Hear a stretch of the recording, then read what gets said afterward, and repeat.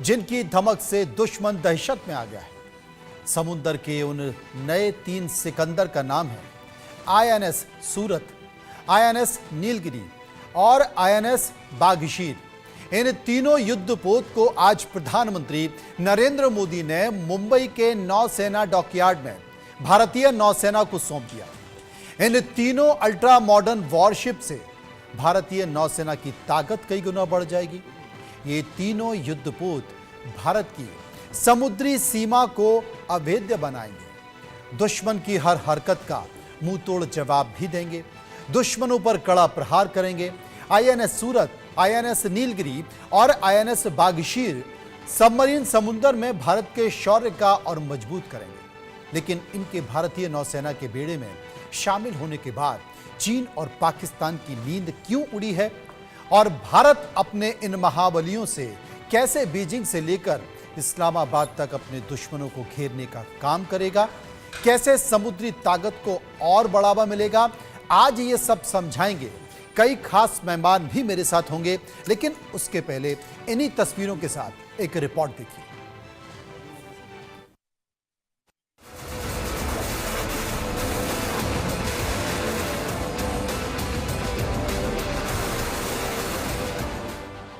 समंदर में ये भारत के नए 3 बाहुबलियों की धमक है, जिसकी गर्जना ने दुश्मनों में खलबली मचा दी है।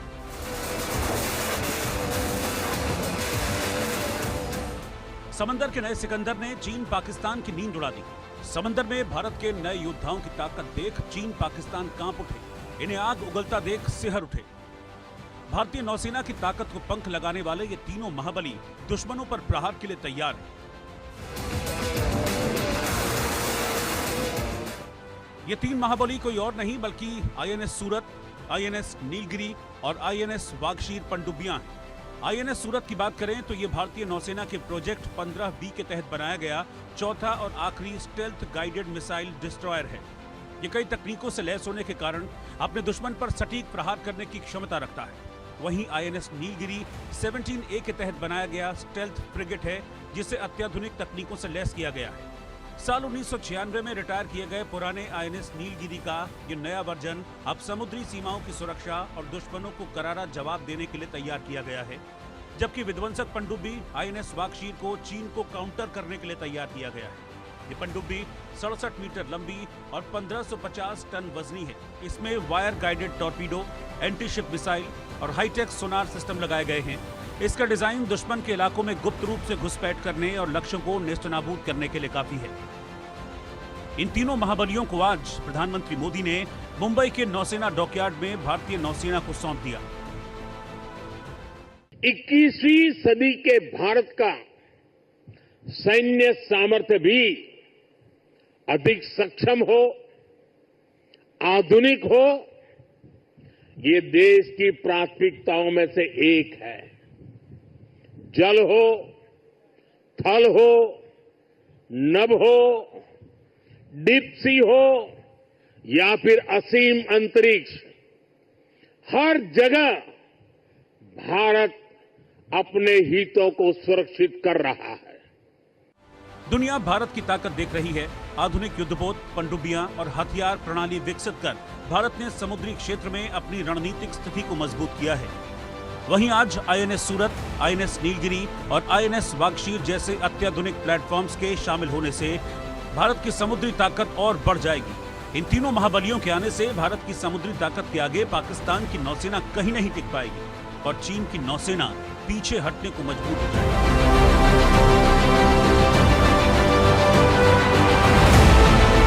आईएनएस सूरत, आईएनएस नीलगिरी और आईएनएस बाघशीर यानी एक डिस्ट्रॉयर, एक फ्रिगेट और एक सबमरीन की एक साथ हो रही हिस्टोरिक कमीशनिंग सिर्फ इंडियन नेवी की ही नहीं बल्कि आपके नेतृत्व में इंडियन ओशन रीजन में भारत की बढ़ती ताकत का भी यह प्रमाण है। भारत की बढ़ती समुद्री ताकत न केवल राष्ट्रीय सुरक्षा को मजबूत करेगी बल्कि क्षेत्रीय शांति और स्थिरता सुनिश्चित करने में भी अहम भूमिका निभाएगी, क्योंकि चीन हिंद महासागर में अपनी नौसैनिक गतिविधियों को बढ़ा रहा है। लेकिन इन 3 बाहुबलियों के आने के बाद उसके भी होश उड़ गए।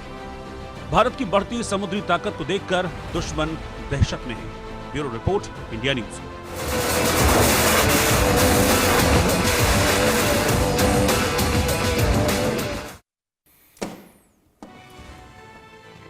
15 जनवरी का दिन खास इसलिए है क्योंकि 15 जनवरी को आर्मी डे है और पूरे देश के लोगों को शुभकामनाएं। और आर्मी से ही जुड़े हुए हमारे तमाम मेहमान आज मौजूद होंगे जो देश की ताकत को बताएंगे और समझाएंगे कि आज का दिन क्यों खास है और आज जिस तरीके से एक उपलब्धियां भारत की सामने आई हैं उनकी खूबी क्या है। मेजर जनरल रिटायर्ड जेके बंसल साहब मेरे साथ मौजूद हैं, डिफेंस एक्सपर्ट हैं। निपुण आलम बयान मेरे साथ हैं, विदेशी मामलों के जानकार हैं। Wing commander retired Praful Bakshi साहब मेरे साथ मौजूद होंगे जो कि डिफेंस एक्सपर्ट भी हैं। कैप्टन रिटायर्ड श्याम कुमार पूर्व नौसेना अधिकारी मेरे साथ होंगे। सभी का स्वागत है और सभी को आर्मी डे की बहुत बहुत शुभकामनाएं।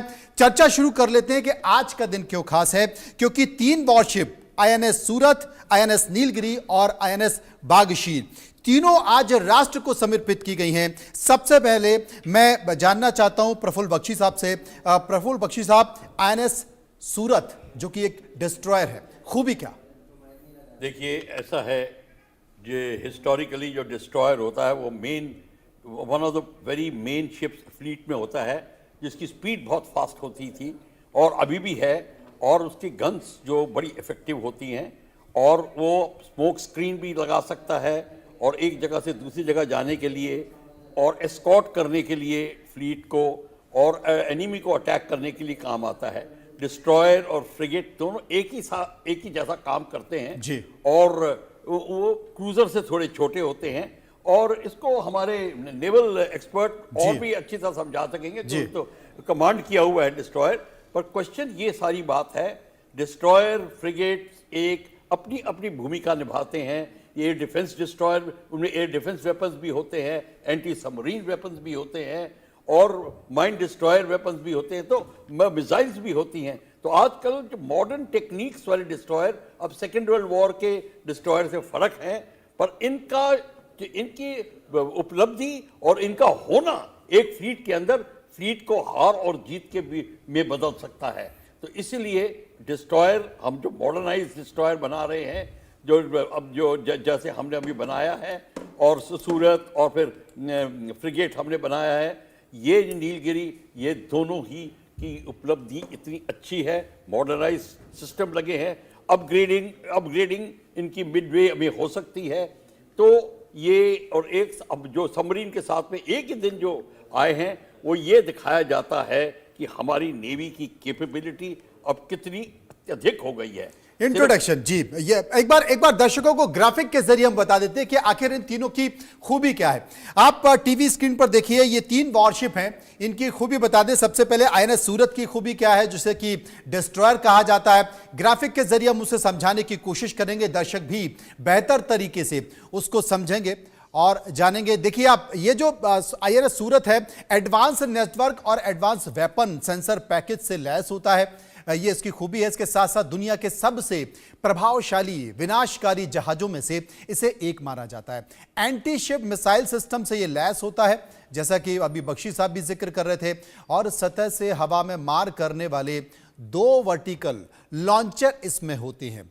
ये इसकी खूबी है।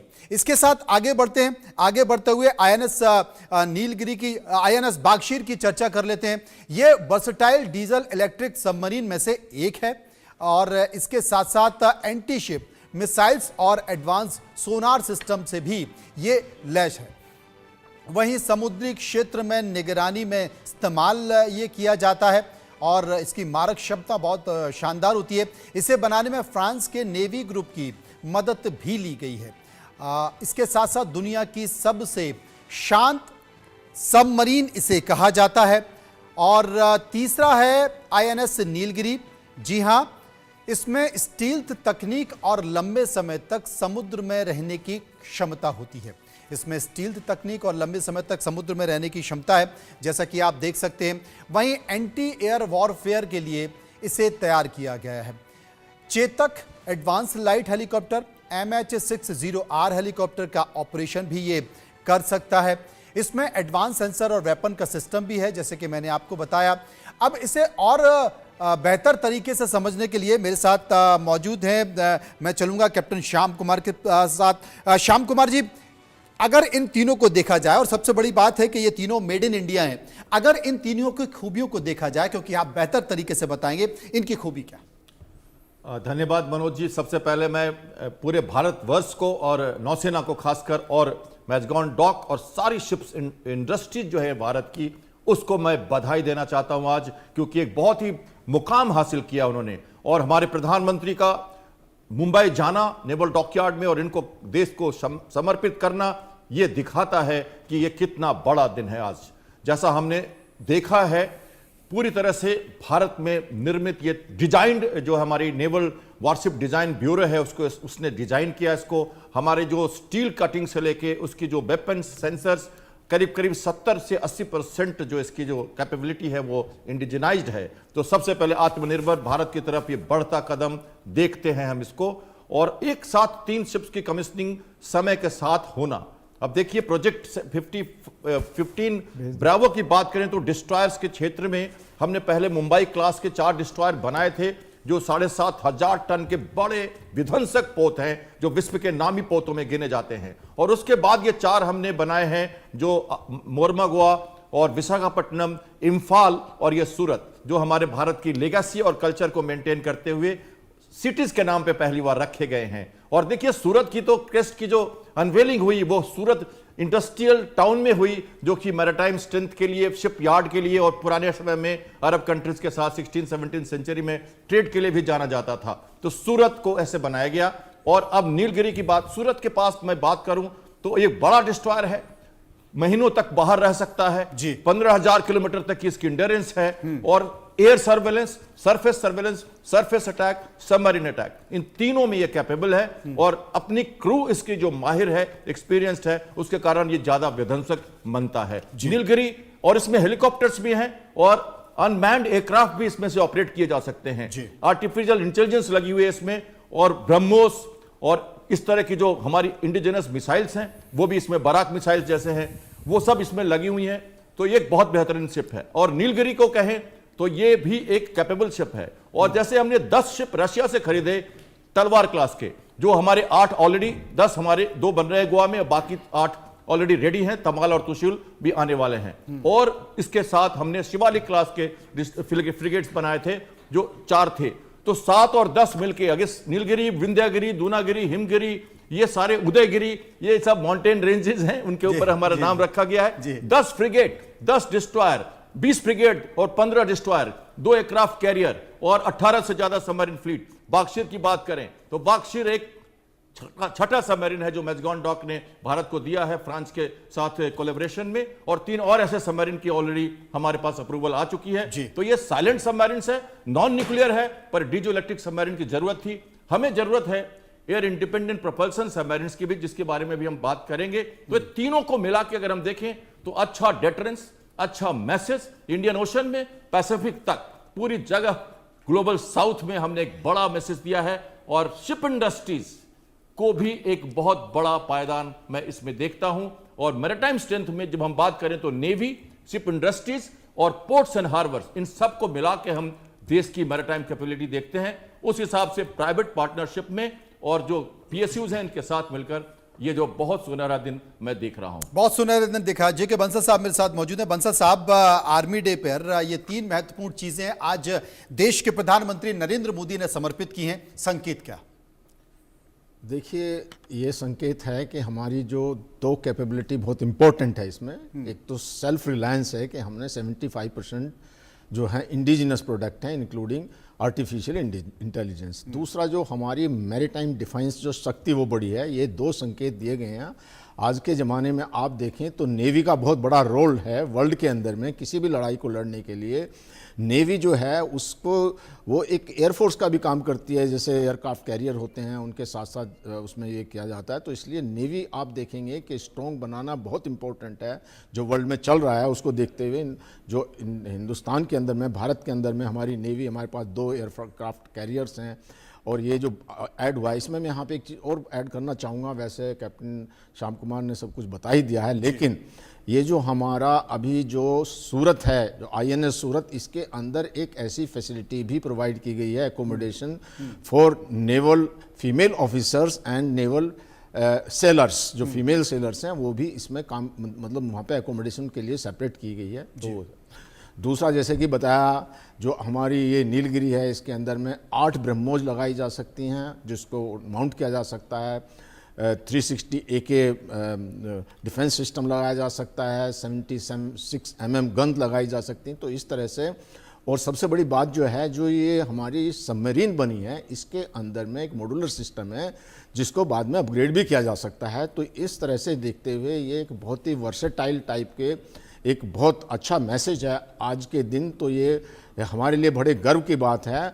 और देखिए, सारी सेनाएं मिलकर काम करती हैं, एयरफोर्स हो, नेवी हो, आर्मी हो। तो ये आर्मी डे के दिन पे हुआ है, तो हमको आर्मी में होने के नाते से हमको ज़्यादा फ़ख्र है इसके बारे में। और इसमें भारत का बहुत एक मान बढ़ा है और उनका एक नेवल शक्ति में बहुत ज़्यादा बढ़ोतरी हुई है। जी, बढ़ोतरी हुई है।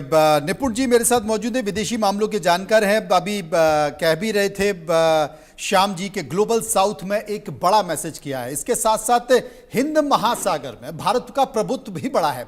इसे अगर अंतर्राष्ट्रीय पटल पर देखा जाए तो संदेश के तौर पर क्या कहा जाए? देखिए मनोज जी, मैं कहूँगा कि हमारा जब हम इंडियन ओशन की बात करते हैं, हिंद महासागर की बात करते हैं, तो हिंद महासागर आप देखेंगे तो 3 स्टेट हमारे मुख्य रूप से हैं। एक तो मलक्का स्टेट हम जो देखते हैं जो इंडियन पैसिफिक ओशन को जोड़ता है, इधर हम होमोज स्टेट को देखते हैं जो ईरान तक, और फिर हम यहाँ पे देखते हैं तो अब्बुदल जो मंदेव है वहाँ तक हमको देखने को मिलेगा। एक बहुत बड़ा, यानी कि इधर आपका पूरा अफ्रीका का पूर्वी बेल्ट इधर, और इधर आपका एशियन कंट्रीज़ का जो पूरा आपको बेल्ट देखने को मिलता है। ग्लोबल साउथ में कौन ऐसा देश है जो भारत की तरह क्षमता रखता है? कोई भी ऐसा देश नहीं है। चीन और भारत में हमेशा यहाँ पर एक कंपटीशन रहा है कि हम ग्लोबल साउथ के लीडर बनेंगे, लेकिन चीन पर ग्लोबल साउथ विश्वास नहीं करता है, क्योंकि दक्षिण चीन सागर में जिस तरह से वो एक तरफा कार्रवाई करता है और पूरे सारे जो इंटरनेशनल जितने भी आपके मानक हैं उन सब का वॉयलेंस करता है, उन सारे पैरामीटर का उल्लंघन करता है।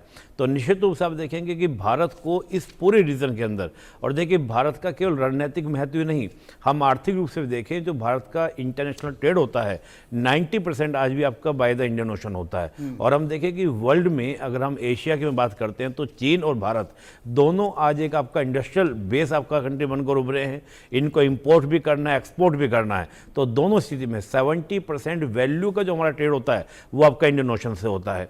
इसके अलावा हम देखें कि इंडियन ओशन की जब हम बात करते हैं तो यहाँ पर बहुत सारे ट्रेडिशनल, और हम देखें तो कुछ नए तरह के, जिसको हम लोग बोल सकते हैं कुछ आज प्रेजेंट में कुछ इश्यूज क्रिएट हो रहे हैं। जैसे हम बात करें आपका पायरेसी का एक मुद्दा है, ड्रग्स ट्रैफिकिंग का मुद्दा है, आतंकवाद की अगर आप बात करें 26/11 की घटना याद मुझे आती है। फिर मुझे एक घटना याद आती है जो हमने ऑपरेशन काकस किया था मालदीव के अंदर। वो भी क्या था कि आपका बहुत सारे एक संगठन है श्रीलंका का, पोलोटे जो है आपका मालदीव में जाके 80 के करीब टेररिस्ट घुस गए थे और वहाँ पर पूरा मालदीव को बंदी बना लिया था। हमने ऑपरेशन काकस चलाया और हमने जाके वहाँ पे आज़ाद कराया। आप अभी देखें हाल फिलहाल में 2024 की हम बात करें तो अफ्रीका में कई सारे देशों में भारतीय नौसेना, चाहे वो हुतीस के अगेंस्ट कार्रवाई करना हो, यमन में कार्रवाई करना हो, कई जगह से हम लोग अपने नागरिकों को, केवल अपने नागरिकों को नहीं बल्कि हम अदर कंट्री के नागरिकों को, इवन पाकिस्तान के नागरिकों को भी हम छुड़ा कर लाए। तो हम आर्थिक रूप से देखें, रणनीतिक रूप से देखें, हर तरीके से। और इंडियन ओशन देखिए, भारत ने स्टार्टिंग से ही प्रयास किया कि इंडियन ओशन का पूरा नियंत्रण जो भारत का रहे। कोई भी देश ऐसा नहीं है कि जो भारत में इस क्षेत्र में चुनौती दे सके। तो अभी जिस प्रकार से हम देख रहे हैं, जैसे जैसे हमारी ताकत का जो इजाफा हो रहा है, जैसा आज खुद पीएम मोदी ने कहा कि हमारी ताकत का इजाफा ये नहीं है कि हम किसी को डराना चाहते हैं, सताना चाहते हैं।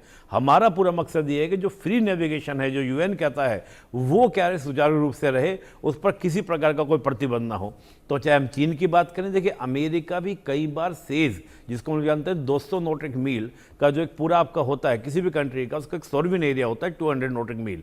तो हम देखें 12 नॉटिक मील, 24 नॉटिक मील, 200 नॉटिक मील, इस पूरा जो एक फ्री नेविगेशन वाला एरिया होता है उसको पूरा कंट्रोल करने का प्रयास या पूरा नियंत्रण, ताकि फ्री नेविगेशन पे इश्यूज क्रिएट ना हो। बात लगा तो उस पर भी कार्य कर रहा है। तो हम इंडियन ओशन को एक बड़े कैनवास पर अगर देखेंगे तो ये वही इंडियन ओशन है जिसको पहले अमेरिका जैसे देश सब एशिया पैसिफिक कहा करते थे, लेकिन इंडिया के इंपैक्ट में आकर इसको इंडो पैसिफिक स्ट्रेटजी का पार्ट बनाया गया। और भारत लगा, चाहे क्वाड के माध्यम से बात करें, तमाम तरह के और भी ऑर्गेनाइजेशंस के माध्यम से बात करें, हम देखिए सागरमाला परियोजना की हम बात करते हैं, सागर हम अपनी एक पॉलिसी की बात करते हैं, तो सिक्योरिटी फॉर ऑल की हम बात करते हैं। तो भारत का यहाँ पर अपने दबदबे को मजबूत करना, ये केवल भारत की सिक्योरिटी के लिए नहीं बल्कि ग्लोबल साउथ जैसे Papua New Guinea, Vietnam, Philippines, अभी इंडोनेशिया की हम हाल ही में बात करें, इन सब कंट्रीज कंट्रीज की सुरक्षा के लिए, अफ्रीका के कई कंट्रीज की हम बात करें, जो भारत की इस पूरे जो इंडो अफ्रीका फोरम समिट में हमने कई बार इस बार की बात की है कि हम पायरेसी को कंट्रोल करेंगे। और एक बड़ा इशू हो रहा है आजकल, एक ग्लोबल वार्मिंग के लिए क्या करते हैं बड़े बड़े देश, ये अपने यहाँ का कूड़ा कचरा, इसको प्लास्टिक वगैरह है, जाकर क्या करते हैं दूसरे देश के ओशियन कोस्टल में जाके डंप कर देते हैं। हमारा भी अगर आप पूरा ओशियन कोस्टल एरिया देखेंगे तो 7,516 किलोमीटर का है, और वहाँ पर अगर इस प्रकार का डंप होगा या इस प्रकार के छोटे छोटे देश जो हैं वहाँ पर इश्यूज क्रिएट होंगे। और मैं एक लास्ट में एक बात कहूँगा, देखिए जिस प्रकार से आज ग्लोबल वार्मिंग हो रही है, ग्लेशियर पिघल रहे हैं, अभी हमने सुना होगा ग्रीनलैंड पर कब्जा करने की बातें और कंट्रोल करने की बातें हो रहे हैं, नए नए ट्रेड रूट आपका खुल रहे हैं, उससे क्या होगा जो ओशियन लेवल ऊपर उभर कर आ रहा है, और उससे क्या होगा कि छोटे छोटे मालदीव के कई आइलैंड भविष्य के बात हो जाएंगे कि वो मतलब भविष्य में दिखाई नहीं देंगे। तो इस तरह के इश्यूज भी क्रिएट हो रहे हैं, इसलिए भारत को इस क्षेत्र में मजबूत बनना, स्ट्रॉन्ग बनना बेहद जरूरी है। बेहद जरूरी है। बख्शी साहब मेरे साथ मौजूद हैं। बख्शी साहब, ग्लोबल साउथ सी कोशिश होती है चाइना की, क्योंकि ये रणनीतिक क्षेत्र भी है, कोशिश होती है चाइना की कि वो उस पर आधिपत्य बनाए, इस पर अपना अधिकार दिखाए, वहाँ पर ताकत और प्रभाव दिखाने की कोशिश करे। लेकिन कहा जा सकता है कि भारत भी अपनी किसी भी कमी को छोड़ना नहीं चाहता और अपने प्रभुत्व को इस ग्लोबल साउथ सी में वो लगातार दिखा रहा है। तो पाकिस्तान और चाइना के लिए कितनी परेशानी? मनोज जी, आपने जो कहा वो बहुत ही इंपॉर्टेंट चीज़ बोली है। Late Shinzo Abe prime minister ने अपने स्वर्गवास होने से पहले जो बाइडेन से बात करी थी और कहा था कि अब हमारा, जैसे अभी आपने बोला था और आपने भी बोला, कि area Indo Pacific strategic area बन रहा है सारा जी। और इसमें भारत की भूमिका एक बहुत ही अत्यंत इंपॉर्टेंट होगी, क्योंकि भारत ही एक ऐसा देश है जिसकी स्ट्रेटेजिक कैपेबिलिटी, जिसकी इकोनॉमिक कैपेबिलिटी ऐसी है कि वो सारे देशों को संगठित करके इन कई समस्याओं को इकट्ठा हल करे। जैसे कि चाइना सबके ऊपर इस समय आधिपत्य जमाने की कोशिश कर रहा है, छोटे से छोटे देशों की आइलैंड्स, उनकी फिशिंग जोन्स, सारे के सारे -9, -10 लाइन, इन सब के ऊपर कंट्रोल करने की कोशिश कर रहा है। इसको अगर आप करना है तो भारत को लीडरशिप लेनी चाहिए। हालांकि भारत ने कोई हाँ में ऐसे जवाब नहीं दिया, पर अंडरस्टूड क्वाड में गए हैं, मिलिटराइजेशन तो नहीं हुई है। पर सबसे बड़ी बात यह है, अब थॉट प्रोसेस ये चलने लगा है कि अगर सारी साउथ एशिया, सब एशिया पैसिफिक जोन की जो कंट्रीज हैं वो सब एक होकर एक एशिया पैसिफिक यूनियन जैसी चीज, जैसे यूरोपियन यूनियन है, वो बनाए और भारत उसका लीडरशिप ले, तो joint industrial development, joint technology, joint fight against climate, joint anti piracy, और सारी की सारी चीजों को जॉइंट करके अगर करें, तब एक बहुत बड़ी भूमिका भारत निभाएगा, सारे देश इसके साथ में। बट सबसे बड़ी बात है, अगर आपने जॉइंट ये सारी करनी है तो आपको अपनी सिक्योरिटी भी देखनी पड़ेगी। बिल्कुल, क्योंकि चाइना ने ऑलरेडी कहना शुरू कर दिया है कि ये तो साउथ ईस्ट एशियन नेटो बनाने की कोशिश कर रहे हैं। इसको चाहे चाइना जो बोले, पर आपको मैं बता दूं, ये लिखा हुआ है कि at one time there will be militarization of this area, और उसमें भारत अधिक भूमिका निभाएगा, चाहे क्वाड से निभाए या कैसे भी निभाए, ये absolutely written on the wall है। तो चाइना इससे पीड़ित है, पर industrial development, aviation development, tourism, fight against climate, ये सारा का सारा जो चीज होगी, ये सारी की सारी मास ऑफ ह्यूमैनिटी को ऊपर ले जाएगा। और इसीलिए इससे सारा एरिया, सारी European countries, everybody is interested in that area. 80% of the world trade passes through Malacca strait. China का itself 60% of fuel passes from here. तो आप देख लेंगे कि जैसे अभी प्रोफेसर साहब भी बोल रहे थे कि चाहे आप पर्शियन गल्फ ले लीजिए, चाहे मलाक्का स्टेट ले लीजिए, चाहे चाइना बड़ा इंटरेस्टेड रहेगा और सारी की सारी कंट्रीज इसमें इंटरेस्टेड रहेंगी। भारत की नेवी की जो अब इंक्रीज हो रही है, स्ट्रेंथ इंक्रीज हो रही है, वो उसकी भूमिका अब जो है देखने को मिलेगी, वाकई देखने को मिल रही है। श्याम जी मेरे साथ मौजूद है। श्याम जी, 21वीं सदी में 7 तरह के एडवांस वॉरशिप हैं। अगर इनकी भारत और दूसरे देशों से तुलना की जाए, चाइना से की जाए और पाकिस्तान से की जाए, हालांकि ग्राफिक के जरिए हम दिखा भी रहे हैं, तो हम कहाँ हैं? देखिए, भारत की नौसेना अभी 7वीं सबसे बड़ी नौसेना है, 1 लाख से ज़्यादा, और उतने ही रिजर्व फोर्सेस के साथ हमारी जो मैरिटाइम कैपेबिलिटी पर्सपेक्टिव प्लान है उसको हमने रिवाइज किया है, और अब हम थ्रस्ट दे रहे हैं नंबर सेंट्रिक नेवी पे नहीं, कैपेबिलिटी सेंट्रिक नेवी पे। तो जहां आप चाइना की जो विस्तारवाद नीति है उसमें लगातार वो शिप्स में इजाफा करते जा रहे हैं और अब एयरक्राफ्ट कैरियर भी बनाए जा रहे हैं, पर उनकी नंबर्स भले ही ज्यादा हो, हमारी जो कैपेबिलिटी है, हमारी जो एडवांस टेक्नोलॉजी है, हमने जो कोलैबोरेशंस करके और बाद में खुद ट्रांसफर ऑफ टेक्नोलॉजी के थ्रू नए जो शिप्स, एयरक्राफ्ट और सबमरीन जो हम बना रहे हैं और लगातार हम कोशिश कर रहे हैं, इसमें हमारी डिले हो रही है। जेस्टेशन पीरियड बहुत ज्यादा होता है वॉरशिप्स का, क्योंकि इसमें टाइम लगता है बनने में। तो जब जो पहले प्रोटोटाइप्स हैं वो बनते हैं, उसके बाद आप लगातार देख रहे हैं कि पिछले 10 सालों में बहुत सारे शिप्स एक के बाद एक कमीशन हो रहे हैं और एक 61 शिप्स अभी हमारे भारत के कई शिप यार्ड्स में बन रहे हैं। सिर्फ 2 शिप इसमें से ऐसे हैं जो रशिया से बन के आने वाले हैं, तमाल तुशील और अब एक नया शिप तमाल। इसके बाद जो उसके दूसरे 2 शिप्स हैं वो गोवा शिपयार्ड में बनेंगे। तो ये 55-58 शिप्स अगले कुछ सालों में, आप कहें तो 2030 तक करीब करीब 150 शिप्स, 300 एयरक्राफ्ट, 2037 तक हमारे पास 170 शिप का कैपेबिलिटी, 2047 में हमारा टारगेट है 0% बाइंग फ्रॉम एनीवेयर। तो नेवी लीड सर्विस है जो अपने आप पे विश्वास करके प्राइवेट कोलैबोरेशंस के साथ अपने शिप्स का निर्माण, एयरक्राफ्ट का निर्माण कर रही है और सारी कैपेबिलिटी को इंटीग्रेट करके ऑपरेट कर रही है। हमारे पास वार का एक्सपीरियंस है, हमारे क्रू ट्रेंड है, हमारे एयरक्राफ्ट कैरियर्स 60 से चल रहे हैं और हमने एज ए नेवल पायलट, मैंने एयरक्राफ्ट कैरियर विक्रांत, विराट, विक्रमादित्य, इन सारों को बहुत नजदीक से देखा है, इनसे उड़ान भरी और बहुत सारे कार्यकलाप किए हैं। मुझे पता है कि हमारे क्रू कितने एक्सपर्ट हैं। तो अगर हम पाकिस्तान की बात करें तो हमारे हिसाब से उसकी जरूरत नहीं है हमें तुलना करने की। और चाइना की कैपेबिलिटी मैंने कही, उनके नंबर्स भले ज्यादा हों, उनको वार का एक्सपीरियंस नहीं है, उन्हें डिस्टेंट ऑपरेशंस का एक्सपीरियंस नहीं है। भारतीय नौसेना लगातार ब्लू वाटर नेवी के रूप में,